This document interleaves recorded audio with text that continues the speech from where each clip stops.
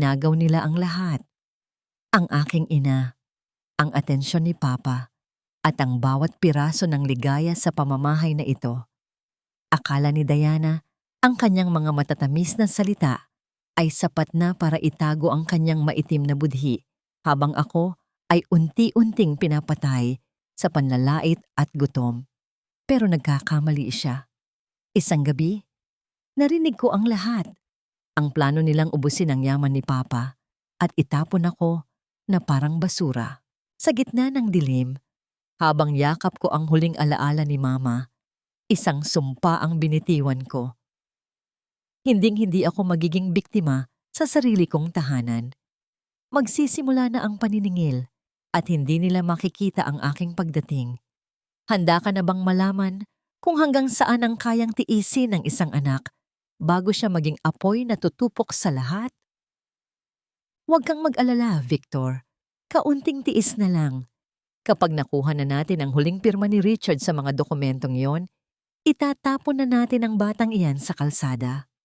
Wala siyang silbi rito, kundi ang maging isang palamuting nakakairita sa paningin, isang pabigat na amoy lupa, gaya ng kanyang namayapang ina.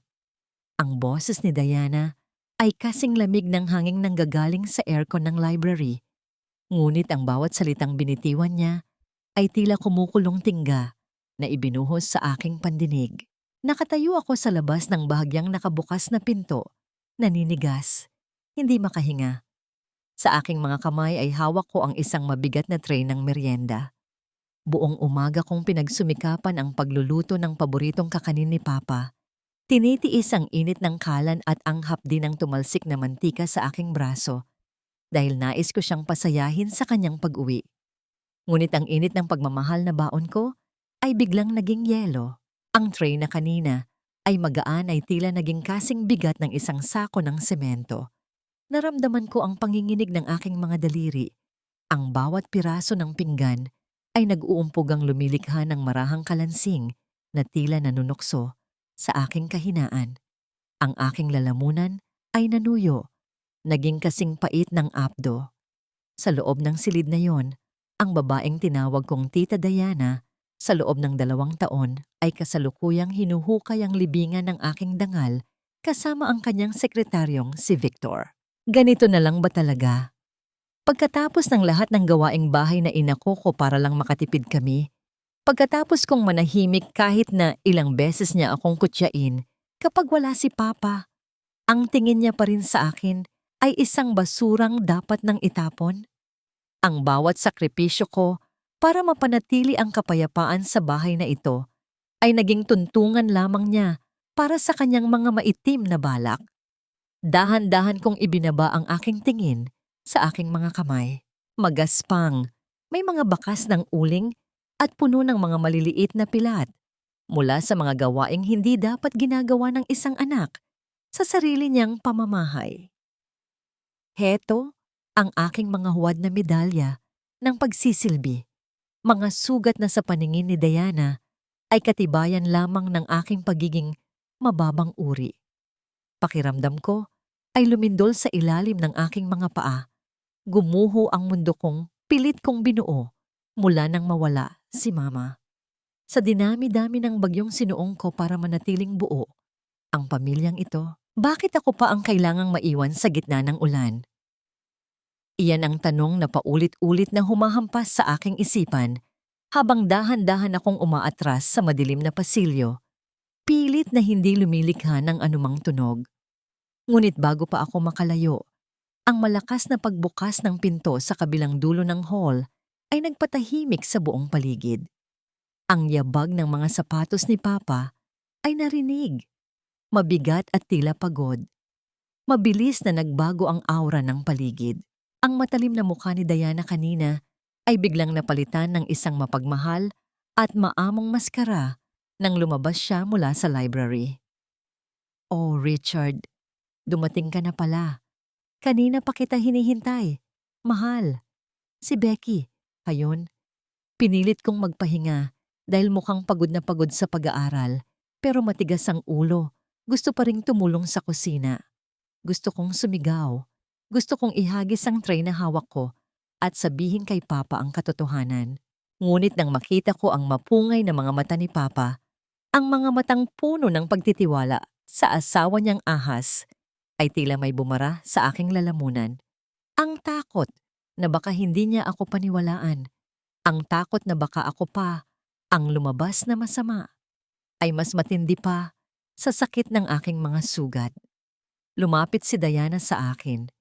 Ang kanyang mga mata ay nanunuot, nagbababala, habang ang kanyang kamay ay marahang humahaplos sa aking balikat.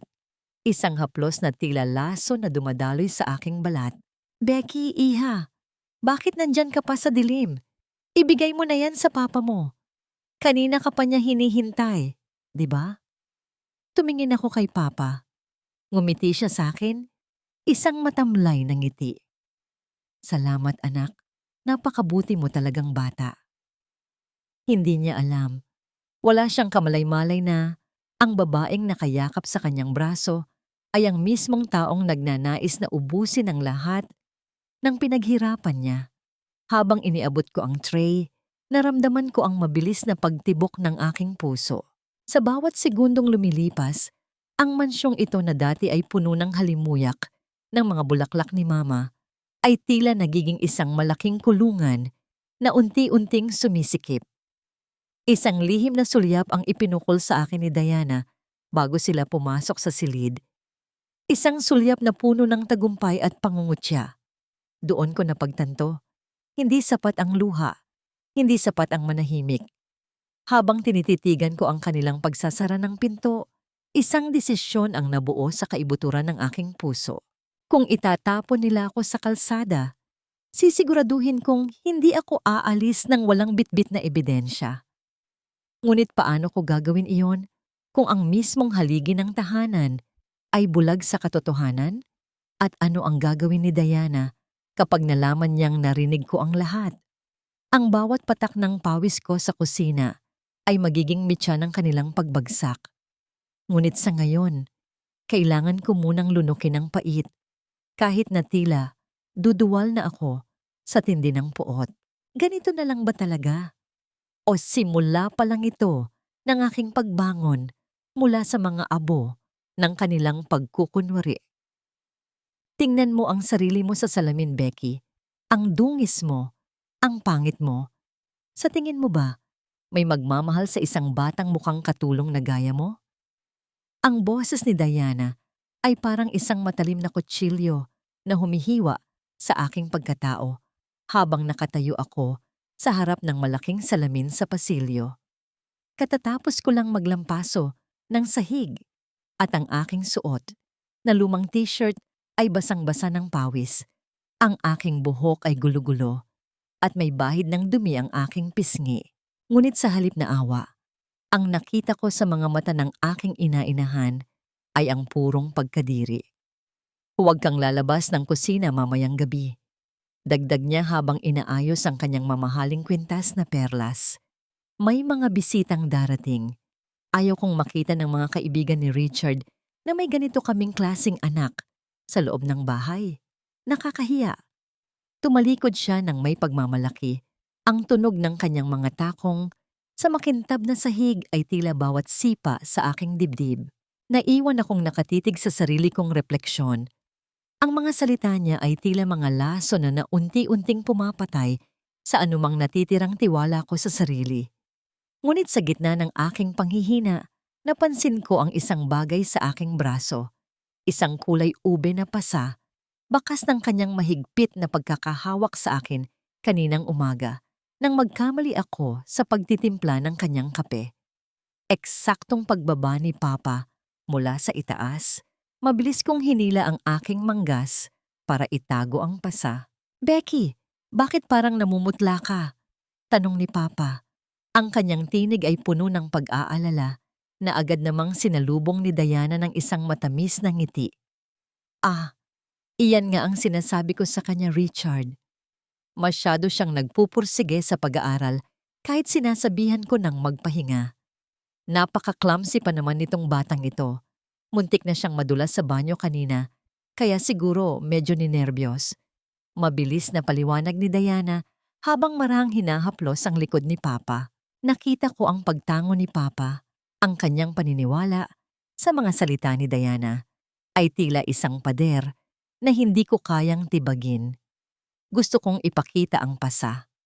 Gusto kong sumigaw na hindi ako nadulas, na siya ang may gawa nito. Pero ang tanging lumabas sa aking bibig ay isang mahinang, "Opo, Papa, ayos lang po ako." Nang sumapit ang gabi, ang mansyon ay napuno ng halimuyak ng mamahaling pabango at tawanan ng mga elitistang bisita. Habang sila ay nagpapakasasa sa masasarap na pagkain sa hapagkainan, ako ay nakakulong sa kusina, naghuhugas ng mga nagtataasang tumpok ng maruruming pinggan. Ang aking mga kamay ay kulubot na dahil sa babad sa sabon at tubig, ngunit hindi iyon ang masakit. Ang masakit ay ang marinig ang boses ni Diana mula sa dining room. Ipinagmamalaki kung gaano siya kabuting ina sa pag-aalaga sa akin simula nang mamatay si Mama. Napakahirap magpalaki ng bata na hindi mo sariling dugo. Pero dahil mahal ko si Richard, itinuturing ko si Becky na parang tunay na anak. Narinig kong wika niya na sinundan ng mga paghanga mula sa mga bisita. Sa galit at pait, naramdaman ko ang pag-init ng aking mga mata. Kinuha ko ang basahan at mas lalo pang ginalingan ang paglilinis hanggang sa maramdaman ko ang isang matigas na bagay sa ilalim ng cabinet sa gilid ng lababo. Inabot ko ito. Isang luma at maalikabok na tape recorder. Ito ang recorder na laging ginagamit ni Papa nung bata pa ako para i-record ang aking mga pagkanta at tula para kay Mama. Ang bawat gasgas dito ay may kwento ng aming masayang nakaraan. Isang nakaraang tila kinalimutan na ni Papa simula nang pumasok ang Reyna sa aming buhay. Maingat ko itong itinago sa ilalim ng aking damit. Isang munting alaala na nagbigay sa akin ng kakaibang lakas. Bago matulog ang mga bisita, nakita ko si Victor na lumabas patungo sa garden. Dahil sa kuryosidad at kaba, dahan-dahan akong sumunod, nagtatago sa likod ng malalaking paso ng mga halaman. Doon, nakita ko si Diana na may iniabot na maliit na bote kay Victor. "Siguraduhin mong mailalagay mo ito sa gatas ni Richard gabi-gabi." Bulong ni Diana, ang kanyang boses ay wala ng bakas ng tamis, kundi puno ng kasamaan. Kailangang manatili siyang antukin at laging pagod para hindi niya mapansin ang mga nawawalang pondo sa kumpanya at ang mga dokumentong kailangan nating ipapirma. Ihanda mo na. Huwag kang mag-alala, mahal. Konti na lang at mapapasatin na ang lahat ng ari-ariang ito. Pagkatapos noon, wala nang Becky nagagala-gala rito sa loob ng bahay. Sagot ni Victor habang humahalakhak ng mahina. Isang tunog na nagpataas ng balahibo sa aking buong katawan. Nanginginig ang aking mga tuhod habang bumabalik ako sa loob. Ang bitamina na laging ibinibigay ni Diana kay Papa, lason pala iyon para sa kanyang isipan. Ang bawat paghikab ni Papa, ang bawat pagkakataon na nakakalimutan niya ang aking kaarawan o ang mga mahahalagang bagay ay hindi dahil sa katandaan, kundi dahil sa pakana ng 2 taong pinagkakatiwalaan niya. Pumasok ako sa aking maliit na kwarto at inilabas ang lumang recorder. Niyakap ko ito ng mahigpit habang ang mga luha ko ay tuluyan ng umagos. Tulungan mo ako. Paano ko ililigtas si Papa? Ngunit ang gabi ay hindi pa tapos sa pagbibigay ng sindak. Nagising ako sa gitna ng hating gabi dahil sa uhaw. Habang pababa ako sa hagdan, napansin ko ang isang liwanag na nagmumula sa library ni Papa. Ang pinto ay bahagyang nakabukas. Dahan-dahan akong sumilip. Ang aking puso ay tila gustong tumalon sa aking lalamunan nang makita ko ang isang anino sa loob. Si Victor. Hawak niya ang isang flashlight at kasalukuyang pilit na binubuksan ng safe ni Papa sa likod ng malaking painting. Ang bawat tunog ng kanyang pagkalikot sa kandado ay tila pintig ng isang orasang nagbibilang ng nalalabing panahon ng aming pamilya. Biglang lumingon si Victor sa direksyon ng pinto. Nanlaki ang aking mga mata, mabilis akong napaatras, ngunit ang aking paa ay tumama sa isang dekorasyong paso sa gilid ng pader na nagdulot ng isang mahinang paggalaw na tila isang babala sa katahimikan ng gabi. Sino ang nandyan? Ang malamig na tanong ni Victor habang unti-unting lumalapit sa pinto ng library. Nakadikit ako sa pader, hindi humihinga, habang ang anino ni Victor ay unti-unting humahaba sa sahig ng pasilyo, palapit ng palapit sa aking kinalalagyan.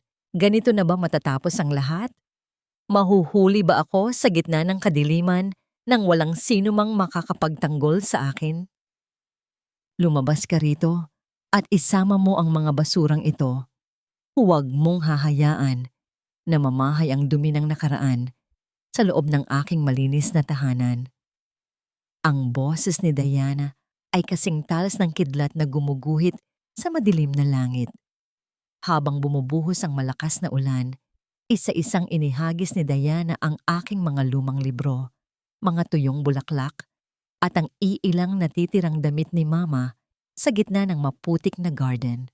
Nakatayo ako roon, basang-basa, habang pilit kong sinasalba ang bawat piraso ng aking buhay mula sa pagkakalunod sa putik.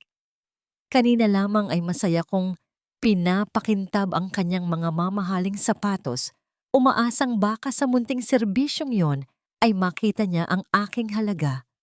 Ngunit ang nakuha ko ay ang puot ng isang babaeng gustong burahin ang bawat bakas ng tunay na reyna ng bahay na ito. Habang ang malamig na tubig ulan ay dumadaloy sa aking mukha, hindi ko na malaman kung alin ang luha at alin ang ulan. Ang bawat gamit na tumatama sa lupa ay tila isang sampal sa aking kaluluwa. Bakit pati ang mga alaala ni Mama na siyang tanging nagbibigay sa akin ng init sa gitna ng lamig ay kailangang dumanas ng ganitong kalupitan?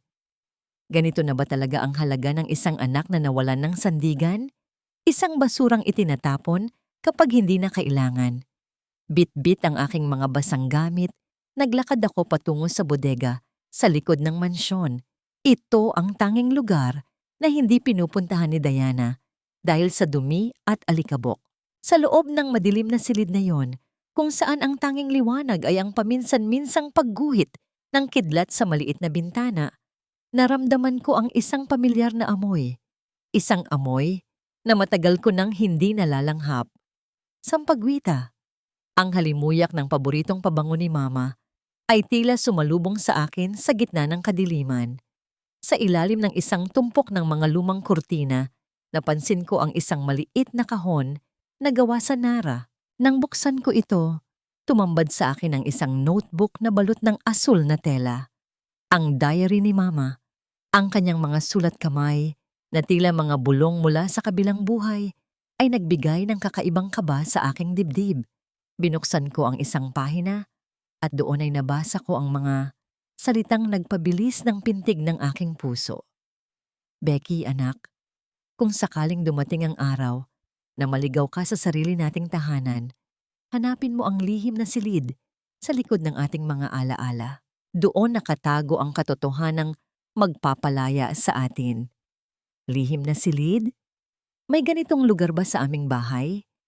Habang pilit kong inuunawa ang mensahe ni Mama, isang malakas na katok sa pinto ng bodega ang nagpataon sa akin. Sino ang nandyan? Ang sigaw ko. Ang aking boses ay nanginginig sa takot. Becky, Iha, ako ito. Ang pinto ay dahan-dahang bumukas at pumasok ang isang matandang babae na may dalang maliit na lampara. Si Lola Esmeralda. Siya ang yaya ko simula noong sanggol pa ako. Ang tanging saksi sa pagmamahalan ni na Mama at Papa bago dumating ang bagyong si Diana. Lola, anong ginagawa niyo rito? Akala ko po ay pinapaalis na kayo ni Diana. Ang bulong ko habang niyayakap siya ng mahigpit. Hindi ako pwedeng umalis nang hindi ka nasisiguradong ligtas, anak. Alam ko ang ginagawa nila sa papa mo. Alam ko ang lason na unti-unting pumapatay sa kanyang isipan. Ang sagot ni Lola Esmeralda. Ang kanyang mga mata ay puno ng lungkot at galit. Ngunit bago tayo kumilos, kailangan mong itago ang diary na yan. Huwag na huwag mong hahayaang makita yan ni Diana. Ngunit bago pa man makapagsalita muli si Lola, ang liwanag ng isang flashlight ay tumama sa aming mga mukha. Si Diana, nakatayo siya sa pinto ng bodega. Ang kanyang mukha ay tila isang demonyong nagngangalit sa galit. Sinasabi ko na nga ba, nagpapakana na naman ang matandang ito ng kamalian sa isip mo. Sigaw ni Diana habang hila-hila si Lola Esmeralda palabas ng bodega. Umalis ka na rito, Esmeralda, at huwag ka nang babalik kung ayaw mong mabulok sa kulungan. Wala akong nagawa, kundi panoorin ang pagkaladkad ni Diana kay Lola Esmeralda patungo sa gate sa gitna ng malakas na ulan. Ang tanging taong nagmamalasakit sa akin ay tuluyan ng itinaboy. Nanatili akong nakatayo sa dilim ng bodega. Yakap ang diary ni Mama na tila ito ang aking huling hininga. Muli kong tinignan ang huling pahina ng diary. May isang numerong nakasulat doon sa pinakaitaas. Maliit at halos hindi makita. Setyembre 12, 85. Ano ang kahulugan nito? Isang petsa?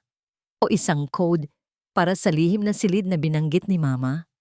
Sa gitna ng aking malalim na pag-iisip, naramdaman ko ang isang malamig na hangin na dumaan sa aking likuran. Ang katahimikan ng bodega ay biglang nabasag ng tunog ng isang marahang paghakbang sa ibabaw ng mga tuyong dahon sa labas ng bintana.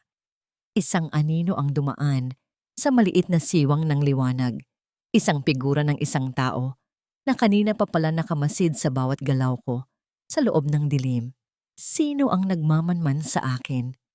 At alam ba nila ang tungkol sa lihim na hawak ko ngayon?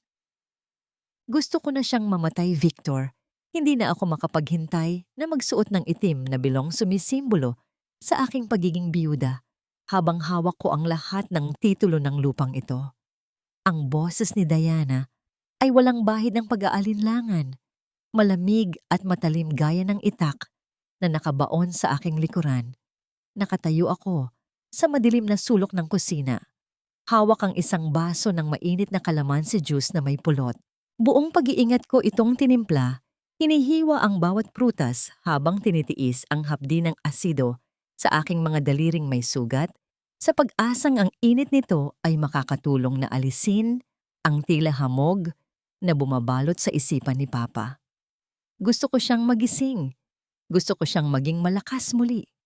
Ngunit ang bawat patak ng pagmamahal na inihanda ko ay tila naging lason sa aking pandinig nang marinig ang usapan nila sa kabilang panig ng bar counter. Sa halip na pasasalamat, ang nakuha ko ay ang katotohanang ang taong tinuturing ni Papa na katuwang sa buhay ay siya ring nagbibilang ng kanyang huling hininga.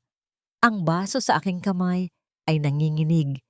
Ang init ng tubig ay hindi na maramdaman ng aking mga palad na kasing lamig na ng bangkay. Paano nagagawa ng isang tao na ngumiti sa gabi, pero kinabukasan ay tila may ibang iniisip? Ang bawat tawa ni Diana sa loob ng bahay na ito ay parang may kasamang lihim at bawat paglapit niya kay Papa ay tila may dalang hindi ko maipaliwanag na pangamba. Ganito na ba talaga ang mundo? Na ang katapatan ay natatabunan ng pansariling interes at ang pamilya ay nagiging larangan ng lihim at hidwaan? Sa dinami-dami ng dasal na inalay ko para sa kapayapaan ng bahay na ito, bakit ang mismong anghel na pinagkatiwalaan ni Papa ang siyang demonyong kukuha sa kanyang buhay? Nilakasan ko ang aking loob. Dahan-dahan akong lumabas mula sa kusina at naglakad patungo sa kanilang kinalalagyan. Papa, heto na po ang inumin niyo. Ang sabi ko, ang aking boses ay pilit na pinapatatag kahit na ang aking tuhod ay tila gawa sa papel. Nakita ko ang mabilis na pagbabago sa mukha ni Diana. Mula sa madilim na anyo, bigla siyang nagmukhang maamo. Oh, Becky, ang sweet mo naman. Pero tulog na ang papa mo, iha. Masyado siyang napagod sa opisina, kaya binigyan ko na siya ng gamot para makapahinga ng mahimbing. Tumingin ako kay Papa. Nakasandal siya sa sofa, ang kanyang bibig ay bahagyang nakabukas, at ang kanyang mga mata ay tila nakapako sa kawalan. Hindi ito pagod. Ito ay ang epekto ng bitaminang binibigay ni Diana. Lumapit ako sa kanya at hinawakan ang kanyang balikat. Papa, gising po. Inumin niyo po ito. Makakatulong ito sa inyo. Becky, sinabi ko nang hayaan mo siyang matulog. Ang sigaw ni Diana, ang kanyang boses ay hindi na nakatago sa ilalim ng maskara. Bakit ba ang tigas ng ulo mo? Gusto mo ba siyang lalong magkasakit dahil sa pangingialam mo? Pero tita, kailangan niyang uminom ng natural na juice, hindi puro kemikal. Isang malakas na pagkakahablot sa aking braso ang nagpatigil sa akin. Si Victor. Iha, makinig ka na lang sa tita mo. Para rin naman ito sa ikabubuti ng daddy mo.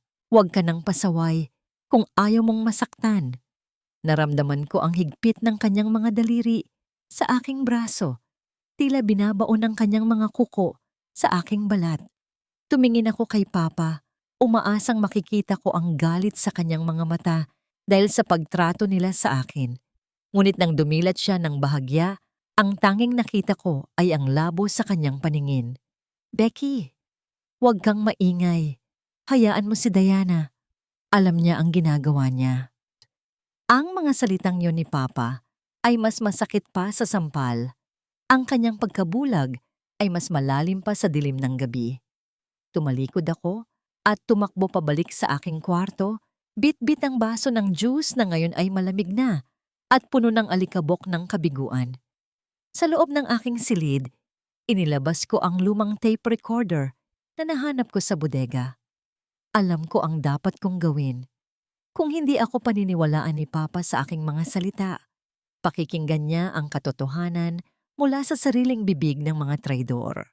Maingat akong lumabas muli nang makasigurado akong pumasok na sila sa library para mag-usap. Gumapang ako sa ilalim ng mahabang lamesa sa library. Ang bawat paghinga ko ay tila isang malakas na tunog sa katahimikan ng gabi. Inilagay ko ang recorder sa likod ng makapal na koleksyon ng mga libro ni Papa. Pinindot ko ang buton para magsimulang kumuha ng tunog. Isang desisyon na alam kong walang balikan. Bumalik ako sa aking kwarto at naghintay. Lumipas ang ilang oras. Narinig ko ang pagsasara ng pinto ng library at ang mga yabag ni na Diana at Victor patungo sa kani-kanilang mga silid. Mabilis akong bumalik sa library para kunin ang recorder. Nanginginig ang aking mga kamay habang sinusuot ko ang lumang earphones para pakinggan ang nakuha kong ebidensya. Sa simula, puro katahimikan lamang ang naririnig hanggang sa lumitaw ang boses ni Victor. Handa na ang lahat, Diana. Bukas, sa paglalakbay ni Richard patungo sa planta, hindi na siya makakarating. Inayos ko na ang preno ng sasakyan. Mukhang isang aksidente ang mangyayari. Isang trahedyang mag-iiwan sa iyo ng lahat ng kayamanan at mag-iiwan sa batang yon na mag-isa sa mundo. Napako ako sa aking kinalalagyan. Ang bawat salita ay tila isang hatol ng kamatayan. Bukas? Mangyayari ang lahat bukas? Ang aking puso ay tumitibok ng mabilis, tila gustong sumabog sa loob ng aking dibdib. Paano ko ililigtas si Papa kung ang mismong sasakyang gagamitin niya ay naging kabaong na niya? Isang malakas na tunog ng pagpihit ng doorknob ang nagpatalon sa akin. Ang pinto ng aking kwarto ay bumukas ng marahan. Sa siwang ng liwanag mula sa pasilyo, nakita ko ang anino ni Diana na nakatayo. Ang kanyang mga mata ay nanlilisik habang nakatingin sa recorder na hawak ko. Anong pinakikinggan mo, Becky? At bakit gising ka pa sa oras na ito? Anong hawak mo, Becky? At bakit tila nakakita ka ng multo sa oras na ito? Ang boses ni Diana ay kasing talas ng isang labaha. Dahan-dahang humihiwa sa katahimikan ng aking silid. Nakatayo siya sa may pinto. Ang kanyang anino ay humahaba sa sahig. Tila isang higanting gagamba na handang sumakmal. Nararamdaman ko ang bawat butil ng pawis na gumagapang sa aking likuran. Ang aking mga daliri ay nanlalamig habang mahigpit kong hawak ang lumang tape recorder sa ilalim ng aking kumot. Wala po, tita. Ang pilit na sagot ko Ang aking boses ay nanginginig gaya ng isang dahon sa gitna ng unos. Nakita ko lang po itong lumang radyo ni Mama. Gusto ko lang po sanang makarinig ng musika dahil hindi ako makatulog. Lumapit siya. Ang bawat hakbang ng kanyang tsinelas sa sahig ay tila pintig ng isang bombang malapit ng sumabog. Musika? O baka naman kung ano-anong kaisipan ang inilalagay mo sa utak mo? Mabilis niyang hinablot ang kumot, ngunit sa isang iglap ng swerte, naisiksik ko ang recorder sa pagitan ng kutsyon at ng dingding. Ang tanging nakita niya ay ang aking mga nanginginig na kamay. Tinitigan niya ako ng matagal. Ang kanyang mga mata ay nanunuri, naghahanap ng anumang bitak sa aking kasinungalingan. Siguraduhin mo lang, Becky, dahil kapag nalaman kong nanggugulo ka na naman, hindi lang bodega ang magiging kulungan mo. Matulog ka na. Nang marinig ko ang pagpihit ng susi sa labas ng aking pinto, doon ko lamang binitiwan ang aking hininga. Ikinulong niya ako. Alam kong may plano sila sa madaling araw at kailangan kong makawala rito bago pa maging huli ang lahat para kay Papa. Sa gitna ng dilim, narinig ko ang mahinang kaluskos mula sa bintana. Ang tunog ng mga sanga ng puno na humahampas sa salamin ay tila isang tawag ng saklolo. Gamit ang lahat ng aking natitirang lakas, dahan-dahan kong binuksan ang bintana. Ang malamig na hangin ng madaling araw ay humalik sa aking balat, nagdadala ng amoy ng basang lupa at sampagwita. Becky, iha. Isang pamilyar na bulong ang nanggaling sa ibaba. Sa ilalim ng malaking puno ng mangga, nakatayo ang isang figura na balot ng itim na shawl. Si Lola Esmeralda. Ang kanyang presensya ay tila isang anghel na bumaba sa lupa upang gabayan ako sa gitna ng kapahamakan. Lola, paano po kayo nakabalik? Bulong ko habang dahan-dahang bumababa sa sanga ng puno, tinitiis ang hapdi ng mga gasgas sa aking mga binti. Hindi ako pwedeng lumayo, anak. Alam kong oras na para sa kanilang huling hakbang. Ang sagot ni Lola habang mahigpit akong niyayakap. Sa kanyang mga bisig, naramdaman ko ang init na matagal nang ipinagkait sa akin. Inilabas niya ang isang maliit na lalagyan ng mainit na sopas. Kumain ka muna. Kailangan mo ng lakas para sa laban na ito. Habang iniinom ko ang mainit na sabaw, ibinahagi ni Lola ang isang katotohanang nagpabago sa aking pananaw. Ang tita Diana mo, hindi siya ang unang beses na pumasok sa isang mayamang pamilya para lamang ubusin ang kanilang yaman. May nakaraan siya, Becky. Isang nakaraang puno ng mga aksidenteng, katulad ng binabalak nila sa papa mo. Ang bawat salita ni Lola ay tila isang piraso ng puzzle na unti-unting nabubuo sa aking isipan. Hindi lang pala ako ang biktima. Biktima kaming lahat ng isang profesional na mandaragit. Inilabas ko ang tape recorder at iniabot ito kay Lola. Heto po ang ebidensya. Narinig ko ang plano nilang sirain ang preno ng sasakyan ni Papa. Huwag kang mag-alala, anak. Ibibigay ko ito sa isang taong mapagkakatiwalaan natin. Ang sabi ni Lola, ang kanyang mga mata ay nagniningning sa determinasyon. Ngunit sa ngayon, kailangan mong bumalik sa loob. Huwag mong ipapakita sa kanila na may alam ka na. Maging matalas ka, gaya ng iyong ina. Bumalik ako sa aking silid nang may bagong lakas. Hindi na ako ang batang nanginginig sa takot. Ako na ang nagmamanman sa kanila. Kinaumagahan, ang bahay ay balot ng isang kakaibang katahimikan. Nakita ko si Papa na naghahanda na para sa kanyang paglalakbay. Ang kanyang mga mata ay tila mas malabo kaysa kagabi. Ang epekto ng bitamina ni Diana ay lalong lumalala. Richard, mahal, uminom ka muna ng kape bago ka umalis. Ang malambing na alok ni Diana habang iniabot ang isang tasa. Alam ko ang laman niyon. Alam ko ang bawat patak ng laso na nakahalo sa kape ni Papa. Papa, huwag po. Ang muntik ko nang masabi, ngunit naalala ko ang bilin ni Lola. Papa, Pwede po ba kitang yakapin bago ka umalis? Lumapit ako kay Papa at naramdaman ko ang kanyang paninigas. Ngunit dahan-dahan, itinaas niya ang kanyang kamay at tinapik ang aking likod. Mabait na bata, mag-aral kang mabuti. Isang mabilis na sulyap ang ipinukol sa akin ni Diana mula sa pinto ng mansyon. Ang kanyang mga mata ay tila mga butas ng baril na nakatutok sa akin. Isang nangiting mapang-uyas ang gumuhit sa kanyang mga labi habang pinapanood ang pagsakay ni Papa sa sasakyang alam nilang hindi na makakabalik ng buo. Becky, bakit parang may itinatago kang saya sa iyong mga mata? Ang biglang tanong ni Diana habang papalapit sa akin. Ang kanyang boses ay puno ng paghihinala. Nanigas ako sa aking kinatatayuan. Nakita ba niya si Lola kagabi? O nararamdaman niya ang pagbabago sa aking loob? Habang ang sasakyan ni Papa ay unti-unting lumalayo, naramdaman ko ang isang malakas na paghila ni Diana sa aking buhok. Sino ang kausap mo sa gate kanina, ha? Huwag mo akong lokohin, bata. Akala mo ba ay hindi ko nakikita ang mga pasulyap-sulyap mo sa gate? Akala mo ba ay maloloko mo ako sa mga paawa mong tingin? Ang bawat salitang lumalabas sa bibig ni Diana ay tila talsik ng asido sa aking mukha habang mahigpit niyang hawak ang aking buhok. Nararamdaman ko ang hapdi ng bawat anit na tila binabunot mula sa aking ulo.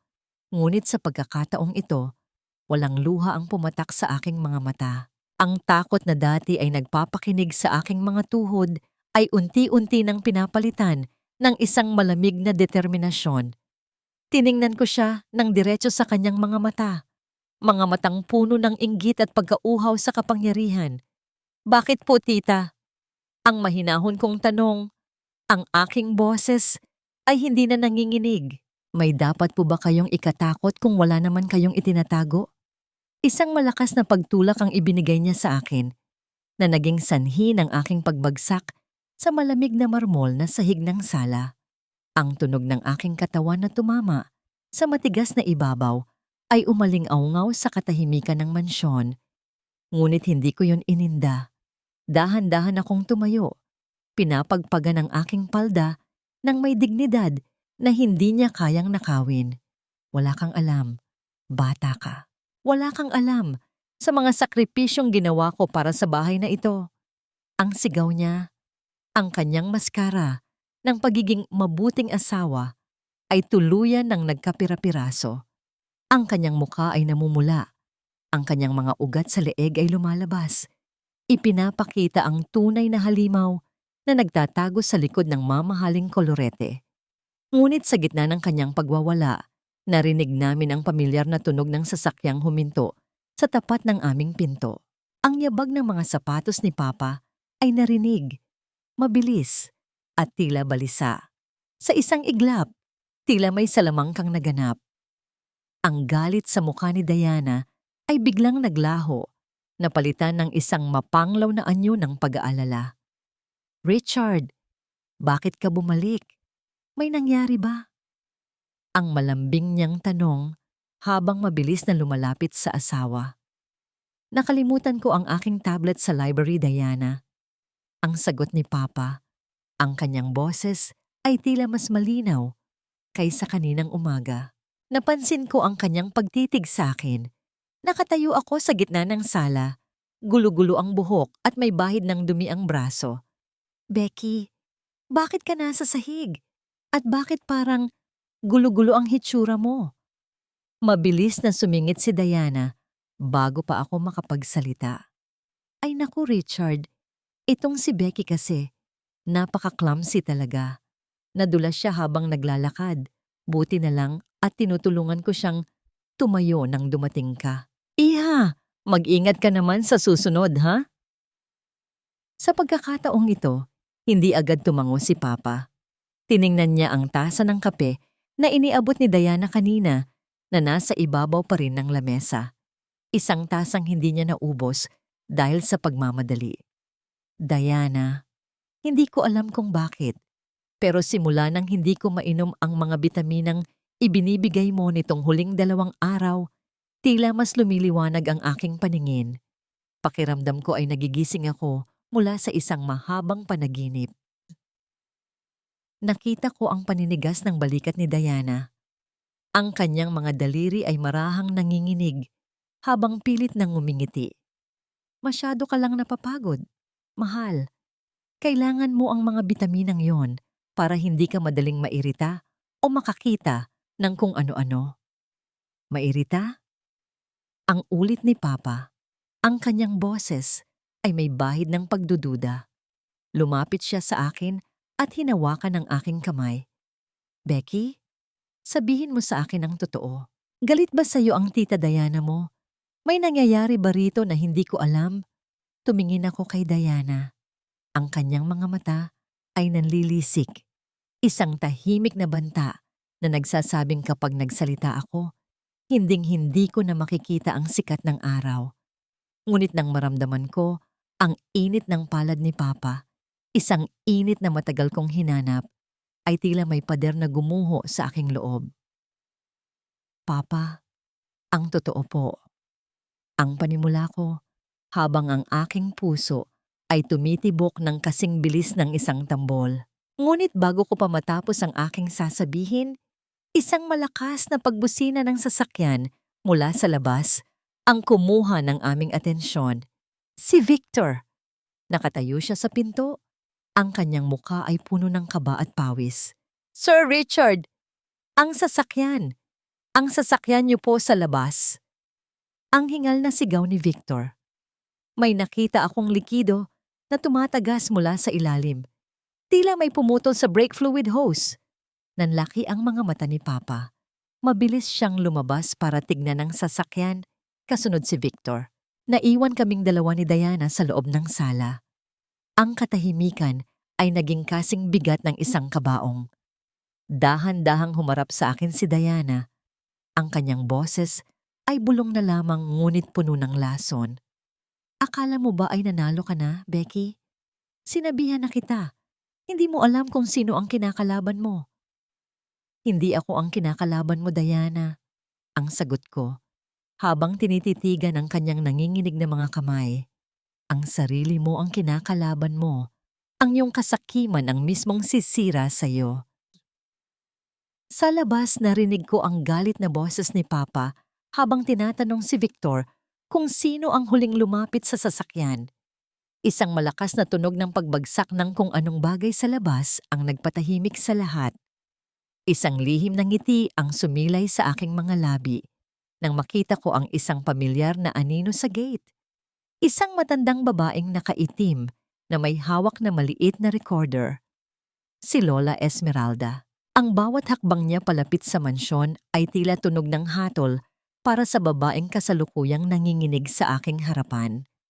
Ano ang gagawin ni Diana ngayong unti-unti nang lumiliwanag ang isipan ni Papa? At anong ebidensya ang dala ni Lola Esmeralda na magpapabagsak sa kanila ni Victor? Mamatay na siya, Becky. At kapag wala na ang papa mo, wala na ring matitirang puwang para sa iyo sa mundong ito. Ang boses ni Diana ay parang isang bulong ng demonyo. Sa aking tainga, habang pinapanood namin ang pagdating ng ambulansya sa harap ng mansyon. Si Papa ay biglang bumagsak sa sahig ng sala, nanginginig ang buong katawan at bumubula ang bibig matapos niyang subukang inumin ang huling baso ng tubig na iniabot ni Victor. Sa gitna ng kaguluhan, habang ang mga medik ay abala sa pag-angat kay Papa sa stretcher, nararamdaman ko ang malamig na dulo ng isang patalim na nakatutok sa aking tagiliran. Isang babala mula kay Victor na huwag akong gagawa ng anumang ingay. Tumingin ako sa bakanting upuan ni Papa sa hapagkainan. Nakalatag pa roon ang malinis na panyo na dinala ko para sa kanya. Isang munting piraso ng tela na puno ng aking pagmamalasakit. Ngunit sa isang iglap, ang lahat ng pagsisikap kong protektahan, siya ay tila nauwi sa wala. Ang bawat tibok ng aking puso ay tila isang mabigat na martilyo na humahampas sa aking dibdib, nagdadala ng matinding panunuyo sa aking lalamunan. Ang bawat hininga ko ay naging kasing pait ng abo. Sa gitna ng karangyaan ng mansyong ito, bakit tila isang kabaong ang bawat sulok na aking tinitingnan? Bakit sa loob ng tahanang ito na binuo ng pagmamahalan ni na Mama at Papa, ang tanging nananaig ngayon ay ang amoy ng kamatayan at ang halimuyak ng lason? Nang mailayo na si Papa patungo sa ospital, hindi ako pinayagan ni Diana na sumama.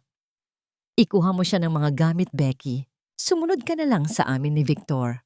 Ang utos niya sa harap ng mga tauhan sa bahay, pilit na nagpapakita ng huwad na pag-aalala.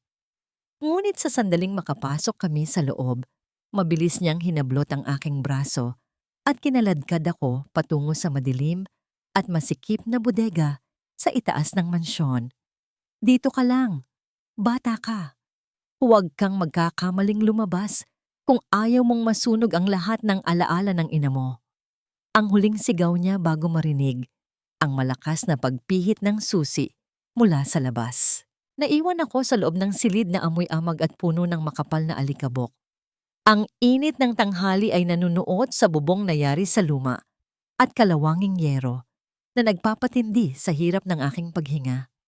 Ang tanging liwanag ay nanggagaling sa isang maliit na siwang sa bintana na halos hindi ko maabot. Nararamdaman ko ang panginginig ng aking mga kamay habang kinakapak ko ang pader. Ang bawat gasgas sa aking balat ay tila nagpapaalala sa akin ng aking kahinaan. Ngunit sa gitna ng aking desperasyon, narinig ko ang mahinang pag-uusap ni na Diana at Victor sa ibaba ng bintana. Siguraduhin mo na kapag nasa ospital na siya, hindi na siya magigising. Ang utos ni Diana, ang kanyang boses ay puno ng determinasyon. Palitan mo ang laman ng kanyang IV drip. Gawin mong mukhang komplikasyon mula sa kanyang sakit. Kapag wala na si Richard, tayo na ang magpapatakbo ng lahat. Ang aking dugo ay tila naging yelo sa aking mga ugat. Papatayin nila si Papa sa loob mismo ng ospital. Hindi ako pwedeng manatili rito. Kailangan kong makawala. Tumingin ako sa maliit na bintana. Sa labas nito, ang mga sanga ng malaking puno ng mangga ay tila mga kamay na nag-aanyaya sa akin. Gamit ang isang lumang silya, pilit kong inabot ang bintana. Ang tunog ng aking sapatos na kumakayod sa dingding ay tila isang malakas na hiyaw sa katahimikan ng silid. Dahan-dahan kong ibinukas ang bintana. Tinitiis ang hapdi ng aking mga daliring naiipit sa kalawang. Lumabas ako at kumapit sa pinakamalapit na sanga. Ang taas ng aking kinalalagyan ay sapat na para magdulot ng pagkahilo. Ngunit ang imahe ni Papa na nakahiga sa ospital ang nagbigay sa akin ng lakas. Bawat paggalaw ko ay nagdudulot ng marahang pag-ugoy ng mga dahon. Isang panganib na baka may makakita sa akin mula sa ibaba. Ang bawat gasgas sa aking mga binti mula sa magaspang na balat ng puno ay hindi ko na naramdaman. Ang tanging nasa isip ko ay ang makarating sa ospital bago pa maging huli ang lahat. Nang makatapak ako sa lupa, mabilis akong tumakbo patungo sa gate. Doon, nakita ko si Lola Esmeralda na naghihintay sa gilid ng kalsada.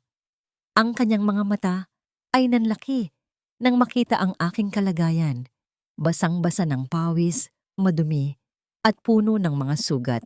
Becky, anong nangyari? Ang bulong niya habang mabilis akong inaalalayan patungo sa isang naghihintay na tricycle. Lola, kailangan nating pumunta sa ospital. Ngayon na. Papatayin nila si Papa. Ang hingal kong sagot. Ang aking boses ay puno ng takot at pag-asa. Nang makarating kami sa ospital, ang amoy ng gamot at ang puting dingding ay tila sumalubong sa akin nang may panibagong sindak. Tumakbo ako, patungo sa silid ni Papa, ngunit sa tapat ng pinto, nakatayo si Diana. Ang kanyang mukha ay nagulat nang makita ako, ngunit mabilis itong napalitan ng isang mapanganib na ngiti. Bakit ka nandito, Becky? Hindi ba't sinabi ko sa iyong mag-ayos ka muna ng mga gamit? Ang tanong niya habang dahan-dahang humaharang sa pinto ng ICU. Huli ka na, iha. Ang doktor ay kasalukuyang nasa loob at tila hindi maganda ang balita. Isang malamig na kaba ang bumalot sa aking puso. Ang tanging naririnig ko ay ang mabilis na tibok ng aking dibdib at ang malakas na tunog ng monitor mula sa loob ng silid. Isang tunog na tila isang mahabang linya ng katahimikan. Nakapasok na ba si Victor sa loob? O huli na ba talaga ang lahat para sa aking ama? Hindi ka pwedeng pumasok, Becky. Tapos na ang lahat. Wala ka nang kailangang makita o gawin pa sa loob ng silid na yon. Ang boses ni Diana ay kasing lamig ng semento sa morgue habang nakatayo siya sa harap ng pinto ng ICU. Ang kanyang mga braso ay nakahalukip-kip na tila isang reynang nagbabantay sa kanyang nasasakupan. Tumingin ako sa kanyang mga mata at nakita ko ang isang klase ng ningning na hindi galing sa luha, kundi sa kagalakan ng isang taong nakamit na ang kanyang pinakahihintay na tagumpay. Hawak ko sa aking nanginginig na kamay ang lumang rosaryo ni Papa. Ang mga butil nito ay bumaon sa aking palad. Nagpapaalala sa akin na sa gitna ng kawalang katarungang ito, may isang Diyos na nakakakita sa lahat.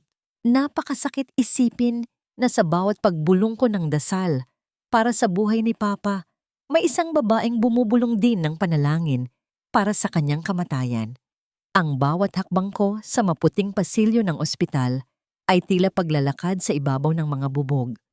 Ang amoy ng alkohol at gamot ay tila sumasakal sa aking lalamunan, nagpapaalala sa akin na ang buhay ni Papa ay kasalukuyang nakabitin sa isang manipis na sinulid. Ngunit bago pa man ako tuluyang itulak ni Diana palabas, narinig ko ang isang pamilyar na tinig mula sa dulo ng pasilyo.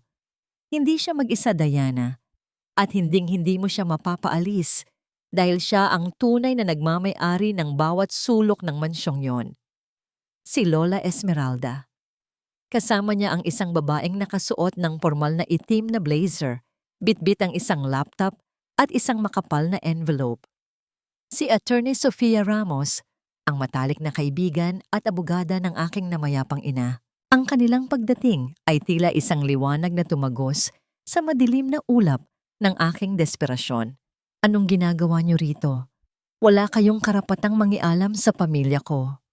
Ang bulyaw ni Diana, ang kanyang boses ay pumiyok dahil sa biglang takot na gumuhit sa kanyang mukha.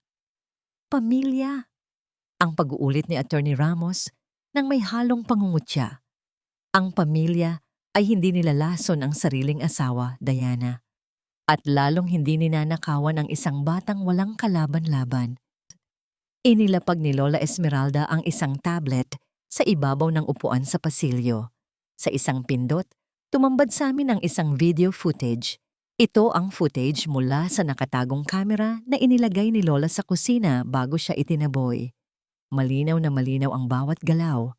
Nakita ko si Diana, ang babaeng nagpapanggap na nag-aalaga kay Papa, habang maingat na nagbubuhos ng isang puting pulbos mula sa isang maliit na sachet patungo sa baso ng tubig ni Papa. Nakita ko ang kanyang lihim na ngiti habang pinapanood niyang inumin ni Papa ang lason. Nararamdaman ko ang panunuyo ng aking lalamunan. Ang bawat eksena sa video ay tila isang saksak sa aking puso.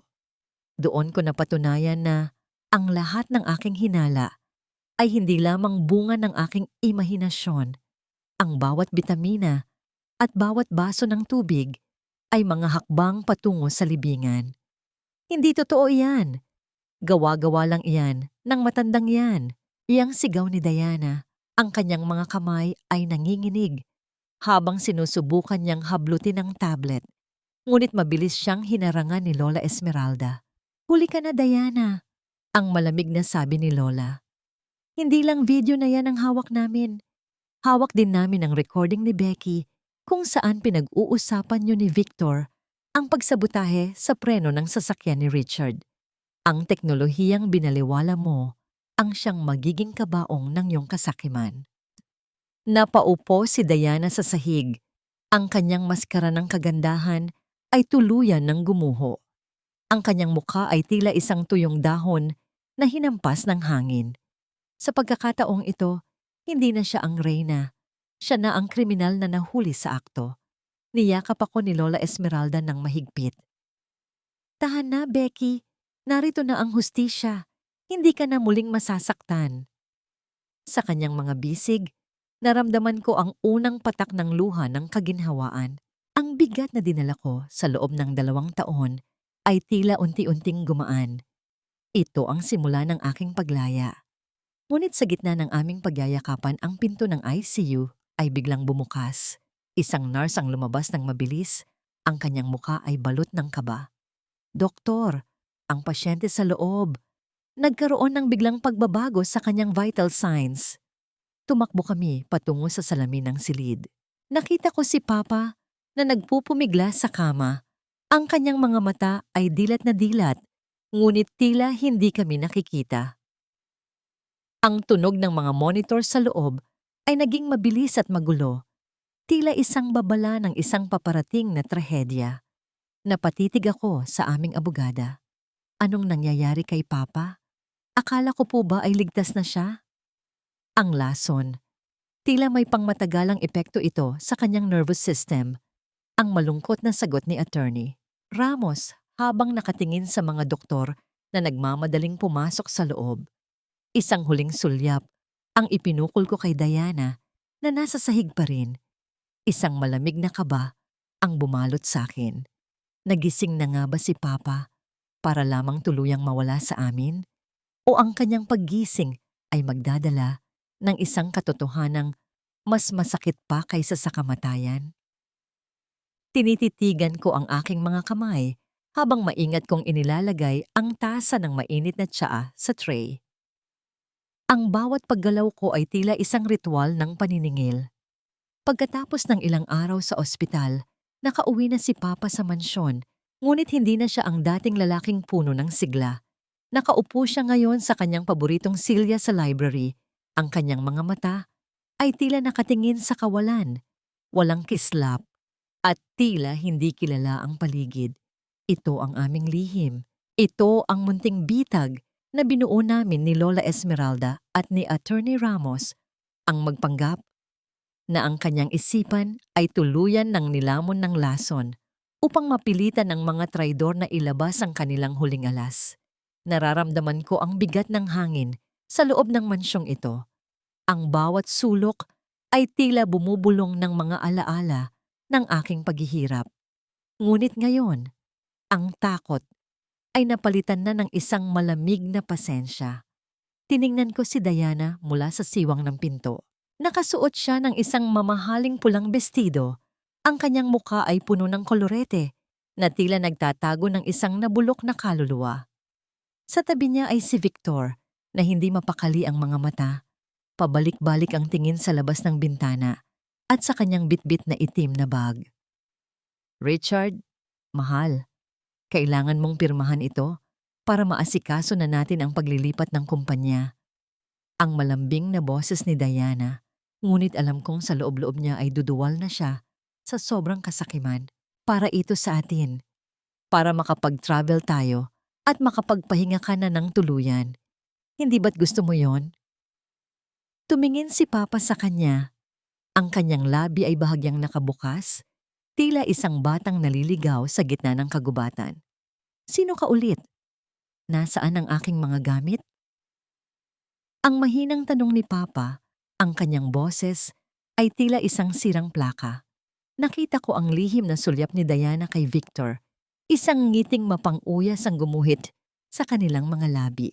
Sa tingin nila ay nakuha na nila ang lahat. Sa tingin nila ay isa na lamang itong madaling hakbang patungo sa yaman na hindi naman sa kanila. Ang bawat dokumentong nakalatag sa lamesa ay tila mga hatol na mag-aalis sa amin ni Papa sa sarili naming tahanan. Ako ang asawa mo, Richard. Ang tanging nagmamahal sa iyo. Ang pagsisinungaling ni Diana habang inilalagay ang panulat sa nanginginig na kamay ni Papa. Pirmahan mo na rito, mahal, dito sa ilalim ng pulang marka. Nararamdaman ko ang mabilis na pagtibok ng aking puso. Ito na ang sandaling hinihintay namin. Dahan-dahan akong pumasok sa silid. Bit-bit ang tray ng tsa. Ang amoy ng mansanilya ay humalo sa amoy ng lumang papel sa loob ng library. Ang bawat hakbang ko ay tila isang tunog ng orasan na malapit nang tumigil. "Heto na po ang tiyaan niyo, Papa," ang sabi ko. Ang aking boses ay kalmado, ngunit may dalang mensaheng kami lang ni Papa ang nakakaalam. Inilapag ko ang tasa sa harap niya. Ang singaw nito ay tumama sa kanyang mukha. Isang senyales na oras na para itigil ang palabas. Napansin ko ang biglang paggalaw ni Victor. Inilagay niya ang kanyang kamay sa loob ng kanyang bag. Ang kanyang mga mata ay nanlilisik habang nakatingin sa akin. "Becky, lumabas ka muna. Nag-uusap ang mga matatanda rito. Huwag kang panggulo." Hindi ako kumibo. Nanatili akong nakatayo sa tabi ni Papa. Ang aking kamay ay marahang nakapatong sa kanyang balikat. Tiningnan ni Papa ang dokumento. Tinitigan ang bawat letrang nakasulat doon na tila binabasa ang bawat kasalanang ginawa ni Diana laban sa amin. "Richard, ano pang hinihintay mo? Pirmahan mo na." Ang pasigaw na utos ni Diana, ang kanyang pasensya ay tuluyan ng naubos. "Huwag mong sayangin ang oras ko." Dahan-dahang itinaas ni Papa ang kanyang ulo. Ang labo sa kanyang mga mata ay biglang naglaho, napalitan ng isang talas na tila kayang humiwa ng bakal. Binitawan niya ang panulat. Ang tunog nito, sa ibabaw ng lamesa, ay tila isang malakas na hudyat ng digmaan. Tumingin siya nang diretso sa mga mata ni Diana.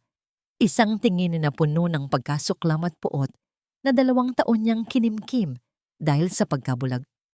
"Hindi ito ang pangalan ko, Diana." Ang malamig at buong-buong sabi ni Papa. Ang kanyang boses ay nanginginig sa galit na pilit niyang pinipigilan.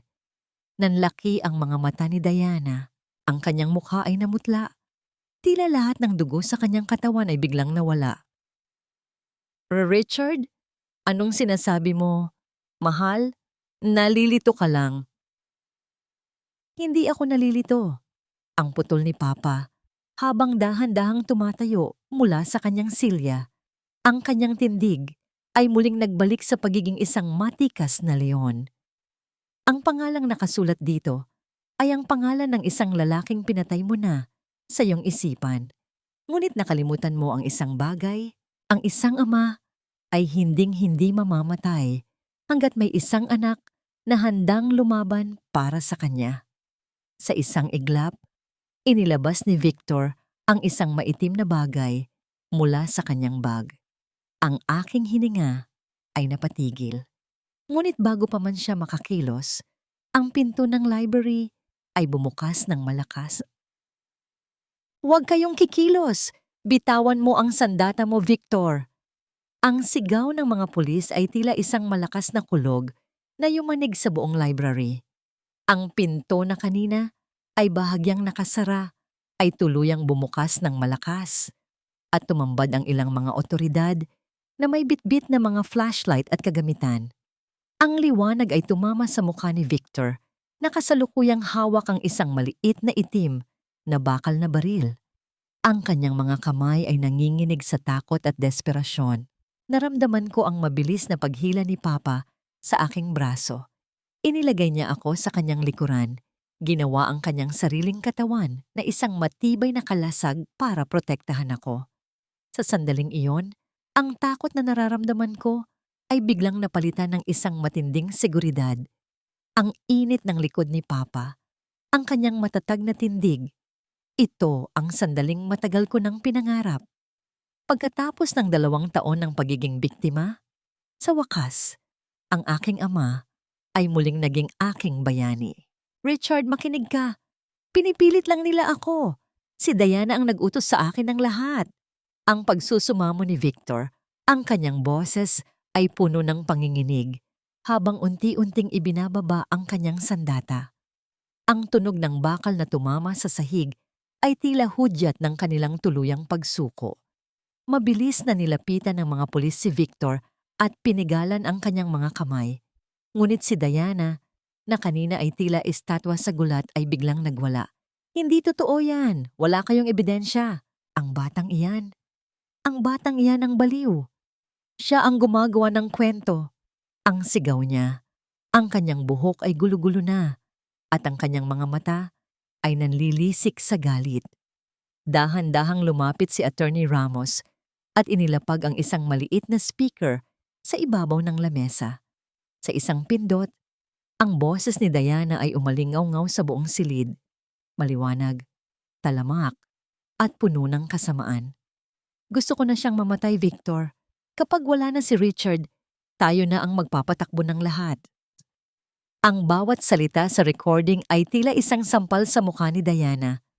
Nanigas siya sa kanyang kinatatayuan, ang kanyang bibig ay bahagyang nakabukas, ngunit walang salitang lumalabas. Ang katotohanan ay tila isang malaking alon na humampas sa kanyang mga kasinungalingan, winawasak ang bawat pader na kanyang itinayo. Tinitigan ko si Diana. Wala na ang takot sa aking mga mata. Sa halip, ang nakita ko sa kanya ay isang kaawa-awang nilalang na nilamon ng sarili niyang kasakiman. Tumayo ako ng tuwid. Hinarap siya ng walang pag-aalinlangan. Tapos na ang paghahari mo, Diana. Ang bahay na ito ay muling mapupuno ng katotohanan. Becky, anak.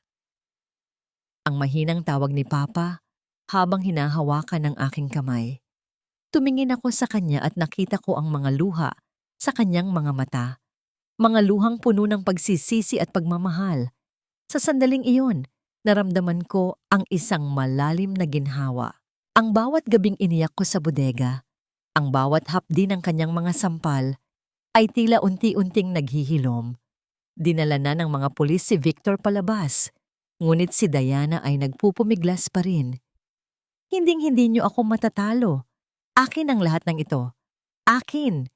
Ang kanyang hysterical na sigaw, habang pilit siyang inaalalayan ng mga otoridad patungo sa pintuan.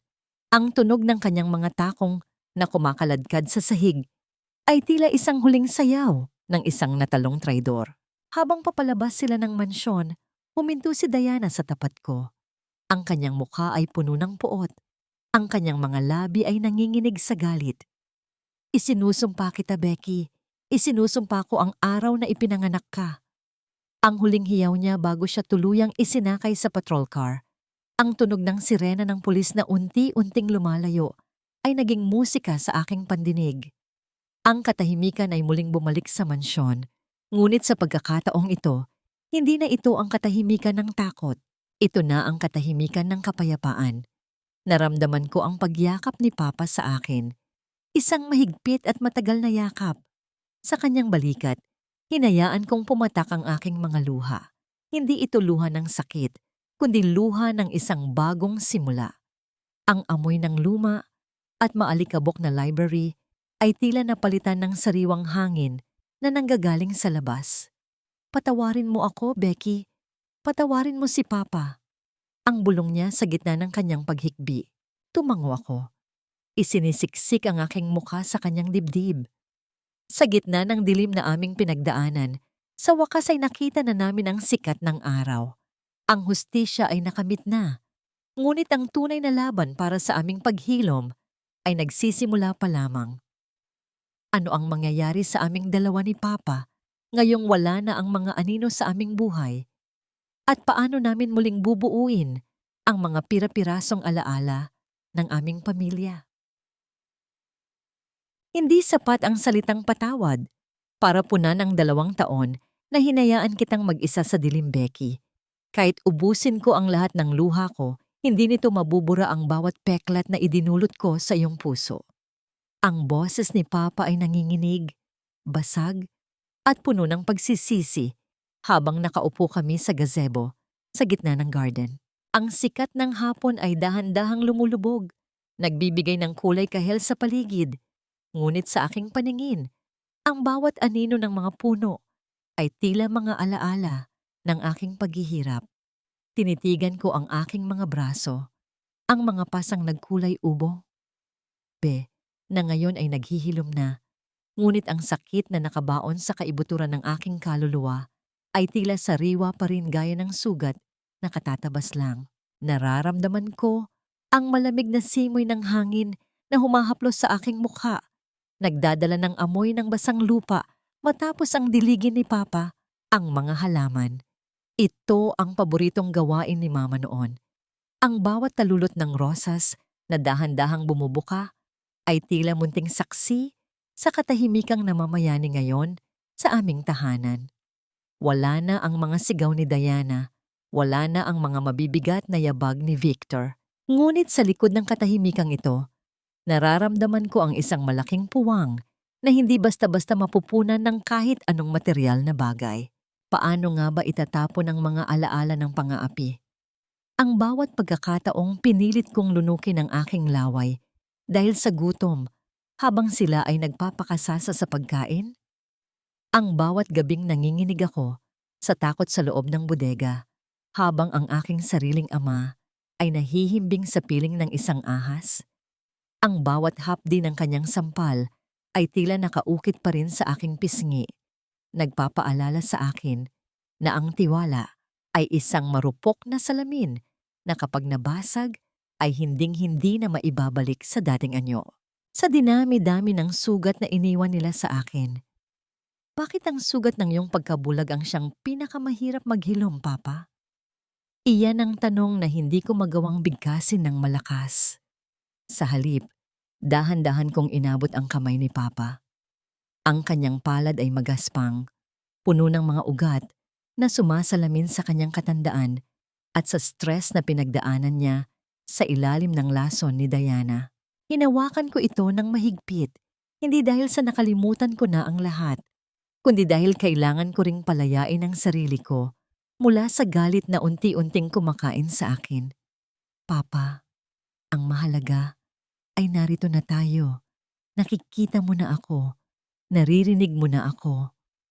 Ang mahina kong sagot, ang aking boses ay tila isang marahang pag-agos ng tubig sa sapa. Yumuko si Papa. Ang kanyang mga balikat ay nayayanig sa tahimik na paghikbi. Bawat gabi, Becky, bawat gabi ay napapanaginipan ko ang iyong mama. Tila tinatanong niya ako kung nasaan ang pangako kong proprotektahan kita. Hiyang-hiya ako, anak. Kahiyang-hiya ako sa sarili ko. Kinuha ni Papa ang isang maliit na kahon mula sa kanyang bulsa. Nang buksan niya ito, tumambad ang isang gintong kwintas na may pendant na hugis puso.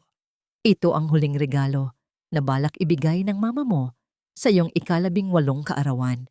Itinago ko ito, ngunit naitago ko rin pala ang aking puso sa maling tao. Gusto kong isuot mo ito, hindi bilang bayad sa iyong dusa, kundi bilang tanda ng ating bagong simula. Isinuot ni Papa ang kwintas sa aking leeg. Ang lamig ng ginto sa aking balat ay tila isang gamot na humahaplos sa aking mga sugat. Sa loob ng pendant, may maliit na litrato naming 3. Isang pamilyang buo, masaya, at walang bahid ng pagtataksil. Naramdaman ko ang pag-init ng aking mga mata. Sa unang pagkakataon, matapos ang mahabang panahon, naramdaman ko ang presensya ni Mama sa aming tabi, tila isang mainit na yakap sa gitna ng malamig na gabi. Dinalhan kami ni Lola Esmeralda ng mainit na tsokolate. Ang usok nito ay pumapailan lang sa hangin, nagdadala ng halimuyak ng kakao na tila nagpapabalik sa akin sa mga panahong bata pa ako. Ngunit bago pa namin maubos ang aming inumin, ang tunog ng pagbukas ng malaking gate ay kumuha ng aming atensyon. Isang lalaking nakauniforme ng courier ang lumapit at may iniabot na isang puting envelope kay Papa. Para kay Miss Rebecca Torres po, mula po sa Bureau of Jail Management and Penology. Nanigas ako sa aking kinauupuan. Ang tsaa sa aking tasa ay tila biglang naging yelo. Inabot ko ang sulat ng may panginginig sa aking mga daliri. Alam ko kung kanino ito galing. Alam ko ang sulat kamay na tila mga gasgas ng kuko ng isang halimaw sa papel. Binuksan ko ang sulat at doon ay nabasa ko ang iisang pangungusap na nagpabalik ng lahat ng aking pangamba. Akala niyo ba ay tapos na ang lahat? Kahit sa likod ng rehas, ang aking anino ay mananatiling nakabuntot sa bawat hakbang niyo. Tumingin ako kay Papa. Ang kanyang mukha ay biglang namutla habang binabasa rin ang mga salitang iyon. Ang kapayapaang kabubuo lang namin ay tila muling nanganib dahil sa isang banta mula sa nakaraan. Paano kami tuluyang makakausad kung ang taong sumira sa aming buhay ay tumatanggi pa ring bitawan ang kanyang galit? At ano ang ibig sabihin ni Diana sa kanyang huling babala? Sunugin mo ang lahat, Becky. Huwag kang mag-iiwan ng kahit isang hibla ng buhok o bakas ng halimuyak ng babaeng iyon sa loob ng ating tahanan. Ang boses ni Papa ay matatag, puno ng awtoridad, na tila muling nabuhay mula sa mahabang pagkakahimbing. Nakatayo kami sa likod ng mansyon, sa tapat ng isang malaking bariles, kung saan unti-unting nilalamon ng apoy ang mga mamahaling kagamitan ni Diana. Ang bawat abo na lumilipad sa hangin ay tila mga pira-pirasong kadiliman na sa wakas ay pinapalayas na ng liwanag. Ang amoy ng mamahaling sutla na nasusunog ay humahalo sa usok, ngunit sa halip na masulasok, naramdaman ko ang isang malalim na ginhawa sa aking dibdib. Ang bawat piraso ng kanyang kasinungalingan ay nagiging abo na lamang, nawawalan ng kapangyarihan sa bawat segundong lumilipas. Nararamdaman ko ang init ng apoy sa aking mukha. Isang init na nagpapaalala sa akin na ang bawat pagsubok ay may katapusan. Tumingin ako sa aking mga kamay. Hindi na ito nanginginig. Ang mga sugat at pasa ay tuluyan ng naghilom. Nag-iiwan na lamang ng mga mapuputing marka na nagsisilbing huwad na medalya ng aking katatagan. Ang bawat hapdi na tiniis ko sa loob ng 2 taon ay tila dahan-dahang hinuhugasan ng pawis ng aking pagsisikap na muling itayo ang aming dangal. Sa dinami-dami ng duming itinambak nila sa ating pangalan, bakit ang linis ng pakiramdam ngayong wala na sila? Iyan ang tanong na nakaukit sa aking isipan habang pinapanood ko ang paglilinis ng bawat sulok ng mansyon. Kami mismo ni Lola Esmeralda ang nag-is-is ng mga sahig na dati ay nilampaso ko ng may luha. Ngunit ngayon, ang bawat kuskos ng basahan ay tila isang ritual ng paglilinis sa aming kaluluwa. Ang bawat sulok na dati ay amoy lason at takot ay napalitan na ng halimuyak ng mga sariwang bulaklak at bagong pinturang dingding. Ang aming tahanan ay hindi na isang kulungan. Ito na muli ang aming santuwaryo. Lumipas ang ilang buwan at ang buhay ay tila isang ilog na muling dumadaloy sa tamang direksyon. Isang umaga, dinala ako ni Papa sa harap ng aming kumpanya. Ang lumang signboard na Torres Shipping Lines ay pinalitan na ng isang mas malaki at mas makintab na karatula, Luz de Maria at Becky Logistics. Ipinangalan ito kay Mama at sa akin. Anak, ang kumpanyang ito ay hindi na lang sa akin. Ito ay sayo. Ikaw ang nagligtas sa atin at ikaw ang magpapatuloy ng lahat ng ito. Ang sabi ni Papa habang masayang hinahawakan ang aking balikat sa harap ng lahat ng aming mga empleyado. Nakita ko ang paghanga sa kanilang mga mata, hindi bilang anak ng boss, kundi bilang isang babaeng nakitang lumaban at nagtagumpay. Suot ang aking formal na itim na blazer, pumasok ako sa aking bagong opisina. Ang bawat dokumento na aking binabasa ay hindi na mga patibong, kundi mga oportunidad para tumulong sa iba. Hindi ko hinayaang maging hadlang ang aking nakaraan. Ginawa ko itong hagdan para marating ang rurok ng aking tagumpay. Bago matapos ang araw, nagtungo kami ni Papa sa sementeryo. Ang damo sa puntod ni Mama ay maingat na pinutulan at ang mga puting rosas ay sariwang-sariwa sa ibabaw nito. Inilapag ko ang isang bundle ng sampagwita, ang paborito niyang amoy. Ma, nanalo kami. Ligtas na si Papa. At ang bahay natin, maingay na ulit dahil sa tawanan ni Lola Esmeralda. Ang bulong ko, habang hinahaplos ang malamig na marmol ng kanyang puntod. Naramdaman ko ang isang malakas na ihip ng hangin na humalik sa aking pisngi, tila isang sagot mula sa langit na nagsasabing, masaya siya para sa amin. Ang bawat patak ng aking luha sa puntod na yon ay hindi na luha ng pangungulila, kundi luha ng pasasalamat. Nang makauwi kami sa mansyon, ang sikat ng dapit hapon ay nagbibigay ng ginintuang kulay sa garden. Ang mga bagong rosas na itinanim ko ay nagsisimula na ring bumuka, puno ng buhay at kulay. Isang malaking dinner ang inihanda ni Lola Esmeralda. Ang amoy ng sinigang na hipon at adobo ay nanunuot sa bawat pasilyo, nagbibigay ng init na matagal naming hindi naramdaman.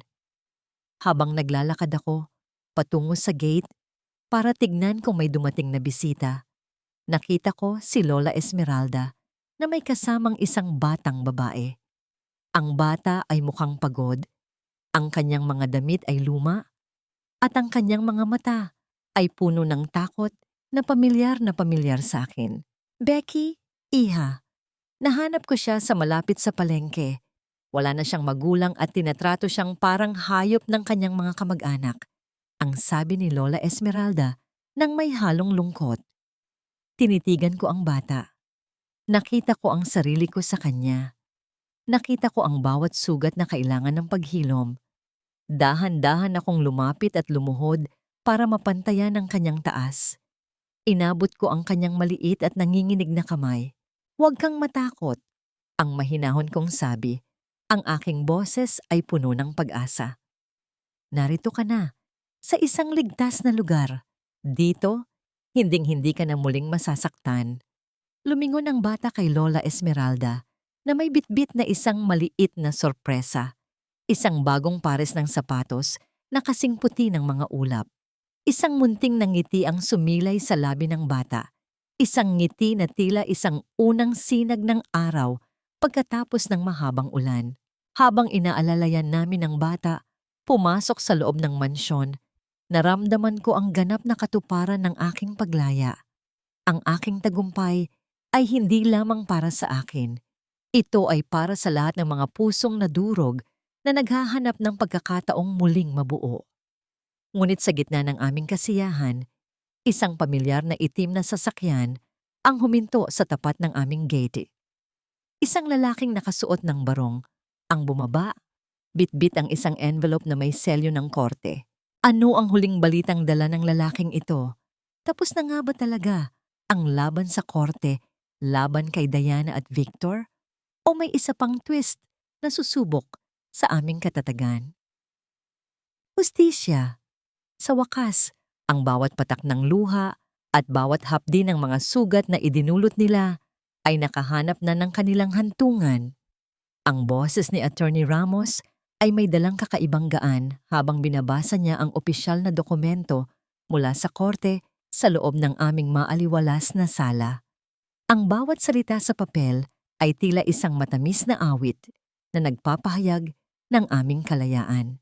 Si Diana at Victor ay hinatulan ng habambuhay na pagkabilanggo nang walang pagkakataong makalaya. Ang kanilang huling pagtatangka na baligtarin ang katotohanan ay tila isang tuyong dahon na tinangay ng malakas na hangin, walang saysay, walang bigat, at tuluyan ng naglaho sa limot.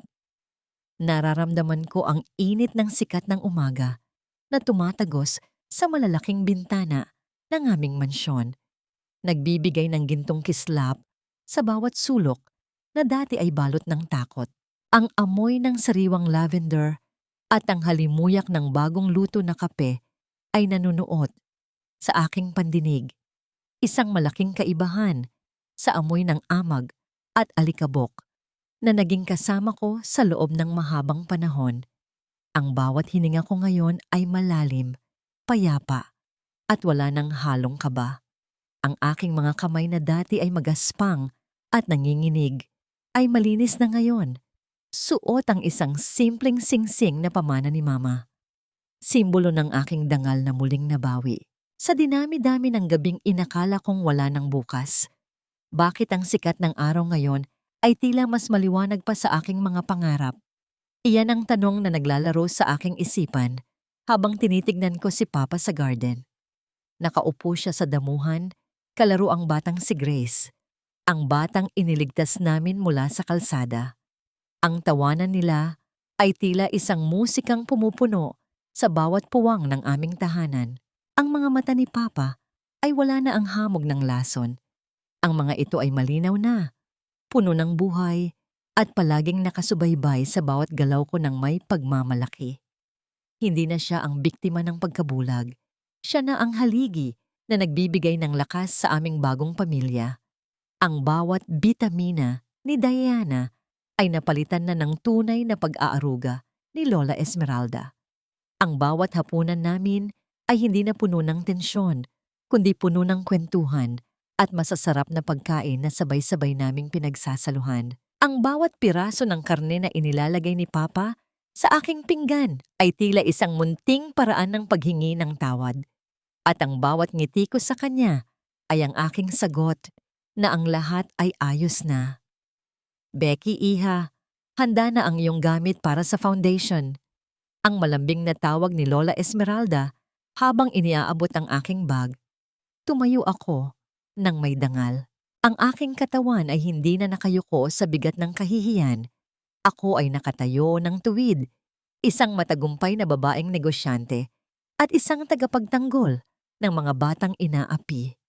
Ang aming foundation na ipinangalan sa aking ina ay naging kanlungan na ng daan-daang mga bata na gaya ko ay dumanas ng dilim. Ang bawat batang aming natutulungan ay tila isang paraan ng paghilom sa sarili kong nakaraan. Bago ako lumabas, huminto muna ako sa harap ng malaking painting ni Mama sa hall. Hinaplos ko ang malamig na frame nito at sa unang pagkakataon, hindi na lungkot ang aking naramdaman, kundi pasasalamat. Ma, tapos na ang baha. Ang bahaghari ay narito na. Naramdaman ko ang isang marahang ihip ng hangin mula sa bukas na bintana. Tila isang haplos sa aking buhok na nagsasabing payapa na rin ang kanyang kaluluwa. Sumakay ako sa aking sasakyan at sa pagkakataong ito, ako na ang may hawak ng manibela ng aking buhay. Ang bawat kalsadang aking dadaanan ay hindi na puno ng tinik, kundi puno ng mga bulaklak ng pag-asa. Ang anino ni Diana ay tuluyan ng nabaon sa likod ng mga rehas, habang ang aking liwanag ay patuloy na nagniningning para sa mga taong nangangailangan ng gabay. Ang aming kwento ay hindi lamang kwento ng paghihirap. Ito ay kwento ng muling pagsilang. Ang bawat sugat ng kahapon ay naging peklat na nagsisilbing paalala na ang katotohanan, gaano man ito katagal ibaon, ay laging makakahanap ng paraan para lumabas sa liwanag. Habang ang mansyon ay uunti-unting lumiliit sa aking paningin sa side mirror, isang malalim na buntong hininga ng pasasalamat ang aking binitiwan. Wala na ang takot, wala na ang pait. Ang tanging natitira ay ang tamis ng tagumpay at ang ganap na paghilom ng isang pusong tinuruan ng tadhana na maging matatag. Ito na ang aking bagong simula, ang aking bagong bukas, at sa bawat tibok ng aking puso, isa lang ang aking sinisigaw. Ligtas na ako, malaya na ako, mahal ko ang buhay na aking muling binuo.